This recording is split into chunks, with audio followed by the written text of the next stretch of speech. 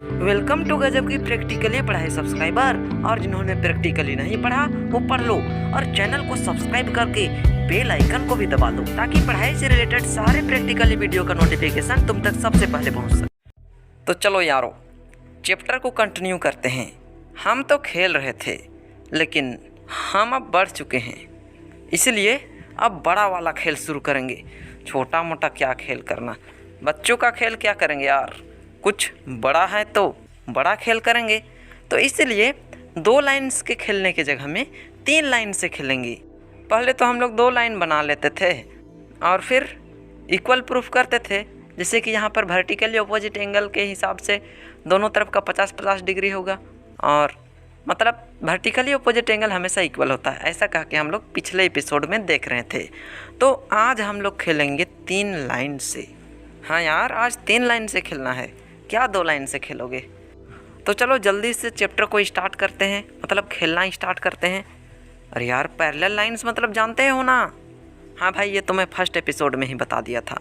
वैसा लाइन जो कभी आपस में ना कटे। अब पैरेलल लाइन को कोई तिरछा लाइन काटता है ना, तो उसे ट्रांसवर्जल कहते हैं। क्या कहते हैं? ट्रांसवर्जल कहते हैं। चलो तीनों लाइन का नाम लिख देते हैं, LMN।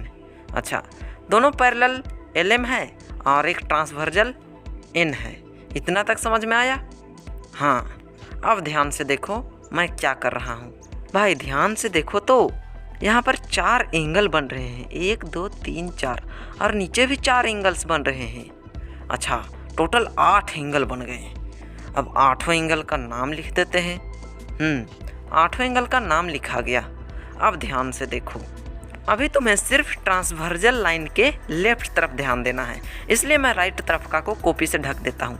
अब देखो, ऊपर वाला पैरेलल लाइन और नीचे वाला पैरेलल लाइन, दोनों पैरेलल लाइन के ऊपर वाला एंगल को करस्पॉन्डिंग एंगल कहते हैं। जैसे कि यहाँ पर देखो, एंगल 1 और एंगल 5 आपस में करस्पॉन्डिंग एंगल है। इसी तरीके से दोनों पैरेलल लाइन के नीचे वाला भी करस्पॉन्डिंग एंगल होंगे, 4 और 8। अब पैरेलल लाइन के इस साइड का ध्यान दो, इसमें देखो एंगल 2 और एंगल 6 आपस में करस्पॉन्डिंग एंगल है, और एंगल 3 और एंगल 7 आपस में करस्पॉन्डिंग एंगल है। बस ये ध्यान देना कि पैरेलल लाइन के ऊपर ऊपर होना चाहिए और नीचे वाला तो नीचे नीचे होना चाहिए, और ट्रांसवर्जल के एक ही साइड होना चाहिए। अगर तुम ट्रांसवर्जल के लेफ्ट साइड का ले रहे हो तो ऊपर नीचे दोनों लेफ्ट साइड ही लेना, और यदि राइट साइड ले रहे हो तो ऊपर नीचे दोनों राइट साइड ही लेना। ठीक है ना? हाँ, अब करस्पॉन्डिंग एंगल का कॉन्सेप्ट ख़त्म हो गया। एक खुशखबरी है भाई कि जितना भी करस्पॉन्डिंग एंगल होते हैं सारे एंगल आपस में इक्वल होते हैं। यहाँ पर एंगल 1 अगर 110 डिग्री है तो एंगल 5 भी 110 डिग्री होगा। हाँ यार अगर यहाँ पर एंगल 2 70 डिग्री दिया हुआ है तो एंगल 6 70 डिग्री होगा। ये कन्फर्म रखो, करस्पॉन्डिंग एंगल हमेशा इक्वल होते हैं, इक्वल होते हैं, इक्वल होते हैं। ये अपना दिमाग में छाप लो ताकि जब भी कोई भी क्वेश्चन इससे रिलेटेड आए तो आराम से तुम कोई भी क्वेश्चन को सॉल्व कर सको। अच्छा, करस्पॉन्डिंग के बाद आता है अल्टरनेट एंगल। ये भी कमाल का एंगल है। देखो यार, पैरेलल और ट्रांसवर्जल मतलब तो समझ ही गए हो। तीनों का नाम लिख देता हूँ, और यहाँ पर 8 एंगल बनते हैं ना, तो 8 का पहले नाम लिख देते हैं, उसके बाद देखते हैं। तो देखो यार, अल्टरनेट एंगल में क्या होता है, सबसे पहले तुम्हें पैरेलल लाइन के अंदर अंदर वाला को देखना होगा। एंगल 4, 3, 5 और 6 तो मैं दोनों तरफ ढक देता हूँ, फिर दिखाता हूँ। देखो यार, इसमें एंगल 3 और एंगल 5 अल्टरनेट एंगल हैं। अल्टरनेट एंगल तिरछा ही टाइप का बनता है, जैसे कि इस तरफ के इस कोना का होगा तो इस तरफ के इस कोना का होगा। भाई हम लोग पैरेलल लाइन के अंदर अंदर काम कर रहे हैं, इसीलिए ये सब एंगल को इंटीरियर अल्टरनेट एंगल कहेंगे। अच्छा, अब पैरेलल लाइन के अंदर एकदम नज़र नहीं लगाना, एकदम बाहर ही देखना है। तो पैरेलल लाइन के बाहर बाहर देखो क्या दिख रहा है, एंगल 2 और एंगल 8 आपस में अल्टरनेट है। उस कोना वाला एगो आ गया और इस कोना वाला एगो आ गया। अब देखो, एंगल 1 और एंगल 7 आपस में अल्टरनेट हैं। भाई हम लोग पैरेलल लाइन के बाहर बाहर का अल्टरनेट एंगल निकाल रहे हैं, इसलिए ये सब एक्सटीरियर अल्टरनेट एंगल होंगे। अच्छा यार, यहाँ तक तो समझ में आ गया। अब एक बात सुनो, जितने भी अल्टरनेट एंगल होते हैं ना, वो आपस में इक्वल होते हैं। सच में यार ये बहुत बड़ा खुशखबरी है। देखो यार, ये और ये एंगल, यदि ये एंगल 100 डिग्री है तो ये एंगल भी 100 डिग्री होगा। ये एंगल अगर 80 डिग्री है तो ये एंगल भी 80 डिग्री होगा। क्यों होगा? क्योंकि ये दोनों अल्टरनेट इंटीरियर एंगल हैं। अगर ये एंगल 100 होगा तो ये एंगल भी 100 डिग्री होगा, और यदि ये एंगल 80 डिग्री होगा तो ये भी 80 डिग्री होगा। हाँ, तो अल्टरनेट एंगल का कॉन्सेप्ट भी गुड़मंजा, मतलब ख़त्म हो गया। अब एक काम करो, मैं तुम्हें एक चीज़ दे रहा हूँ, मतलब एक वर्क दे रहा हूँ। तुम्हें इसमें दिया हुआ है कि ये एंगल 70 डिग्री है, तो तुम्हें जितना भी यहाँ पर एंगल बन रहा है सारे एंगल का मेज़र बताना है। दिमाग लगा करके बताना भाई, बहुत आसान है। इससे आसान क्वेश्चन तुम्हें कभी नहीं मिलेगा, सच में यार कभी नहीं मिलेगा। जल्दी से दिमाग लगा करके बताओ। देखो भाई, सिंपल सा तो है ही। पहले सबका नाम दे देता हूँ। हाँ, सब एंगल का नाम लिखा गया, LMN लाइंस का भी नाम लिखा गया।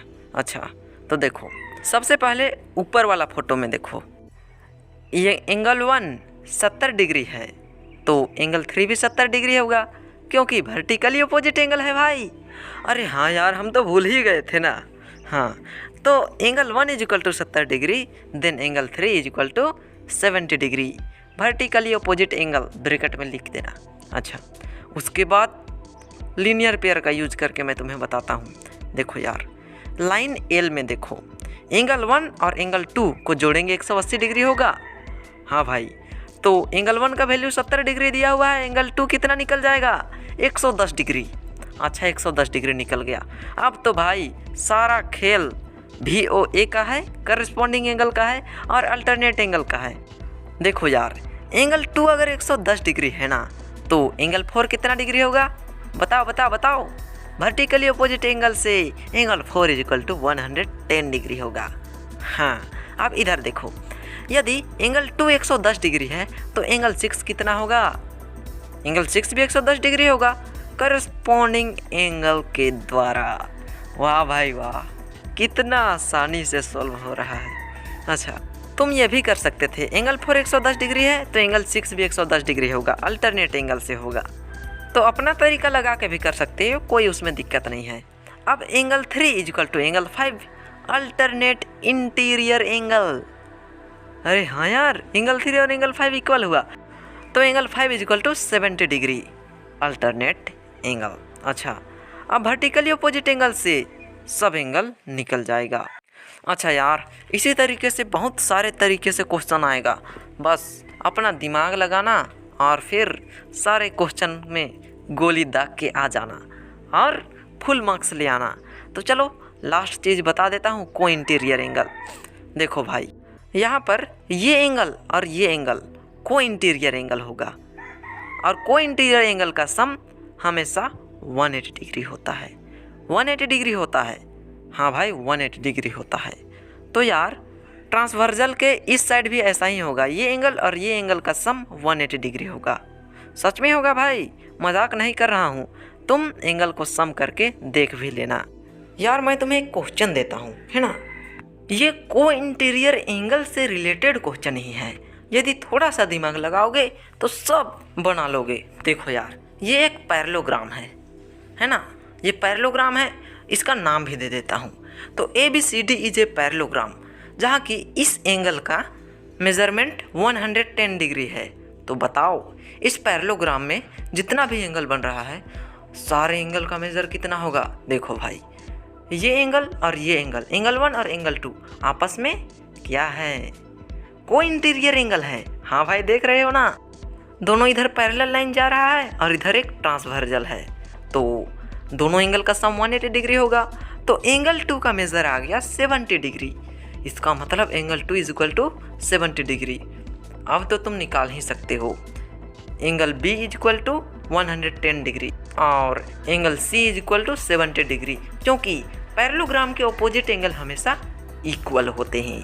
ये प्रॉपर्टी तो पता है ना भाई। सारा कॉन्सेप्ट तो ख़त्म हुआ, लेकिन मैं तुम्हें अभी एक ऐसा चीज़ देने वाला हूँ जिससे कि तुम्हें क्वेश्चन बनाने में मदद मिलेगा। देखो यार, ट्रायंगल के जितने भी एंगल होते हैं ना, यदि सारे एंगल को जोड़ोगे तो 180 डिग्री निकलेंगे, और क्वाड्रिलेटरल के जितने भी एंगल्स हैं, सारे एंगल्स को यदि तुम जोड़ोगे तो 360 डिग्री आएगा। चाहे वो स्क्वायर हो, रेक्टेंगल हो, ट्रेपेजियम हो, रंबस हो, किसी भी क्वाड्रिलेटरल का चारों एंगल का सम 360 डिग्री होता है। और एक चीज़ बताता हूँ, ट्रायंगल के किसी भी साइड को बढ़ा देने से एक एंगल और बन जाता है और उस एंगल का मेजर उसके ऑपोजिट एंगल के सम के इक्वल होता है। जैसे कि angle 1 is equal to angle 3 plus angle 4। समझे ना? हाँ, इसे एक्सटीरियर एंगल प्रॉपर्टी भी कहते हैं। यार ये सब को तो तुम क्लास 8 में भी पढ़े होगे, एक बार रिकॉल कर देता हूँ, है ना। तो ट्रायंगल का भी समझा दिया, क्वाड्रिलेटरल का भी समझा दिया, अब बचता क्या है? देखो यार, ऐसे ऐसे 2-3 पैरेलल लाइन दिए रहेंगी और क्वेश्चन में बताया जाएगा कि P पैरेलल टू O और O पैरेलल टू N। अब तुम्हें ज़रूरत पड़ रहा है कि P parallel to N proof करने की, तो क्या करेंगे भाई? कुछ मत करना, छाती चौड़ा करके लिख देना P पैरेलल टू N और उसके बगल में ये लिखने मत भूलना, यही मेन है भाई। क्या लिखना? देखो यार, lines which are parallel to the same lines are parallel to each other, बस इतना लिख देना। मास्टर वह समझ जाएगा कि बंदा क्या बोलना चाह रहा है। कब कब तुम्हें ज़रूरत पड़ेगा देखो यार, जैसे कि इस केस में अल्टरनेट एंगल इक्वल प्रूफ करना है, तो यदि ये दोनों लाइन P और N पैरेलल प्रूफ हो गया, उसके बाद तुम अल्टरनेट एंगल को इक्वल कर सकते हो। टीचर का दिमाग घूम जाए लेकिन तुम्हारा दिमाग नहीं घूमना चाहिए, यह मुझसे वादा करो। अलग अलग तरीके से क्वेश्चन आएंगे भाई, और सारे क्वेश्चन बस यही सब कॉन्सेप्ट से पड़ा रहेगा। देखो यार, ये दोनों पैरेलल लाइन है और एक ट्रांसवर्जल है, तो तुम्हें प्रूफ करना रहेगा कि L पैरेलल टू M और दिया रहेगा angle 1 is equal to angle 2। तो तुम क्या करोगे? देखो भाई, एंगल 1 और एंगल 2 तो दिया हुआ है, तो अगर अल्टरनेट एंगल इक्वल होंगे तो L और M तो ऐसे ही पैरेलल हो जाएंगे। कन्वर्स अल्टरनेट एंगल प्रॉपर्टी से दो पैरेलल लाइन में यदि अल्टरनेट एंगल इक्वल होते हैं, तो अगर अल्टरनेट एंगल इक्वल हैं तो दोनों पैरेलल लाइन भी तो हो सकते हैं। ठीक है, उसके बाद तुम्हें दे देगा कि ये दोनों करस्पॉन्डिंग एंगल इक्वल हैं, तो तुम प्रूफ करो कि L और M पैरेलल लाइंस हैं, तो तुम उसमें भी यही लिख देना, कन्वर्स करस्पॉन्डिंग एंगल प्रॉपर्टी, हो जाएगा प्रूफ। तो यार आज के लिए तो बस इतना ही, मतलब चैप्टर तो ख़त्म हो गया। आई होप जितना भी क्वेश्चन होगा सारा क्वेश्चन तुम बना लोगे और तुम्हारा सारा कॉन्सेप्ट क्लियर हो गया होगा। तो यदि चैनल को सब्सक्राइब नहीं किया हो तो सब्सक्राइब कर देना और अपने दोस्तों तक वीडियो को शेयर कर देना। वीडियो पे एक लाइक ठोक देना और एक अच्छा सा कमेंट कर देना। भाई बताना तो कि ये ब्लू इंक कैसा लग रहा है, ठीक है या नहीं।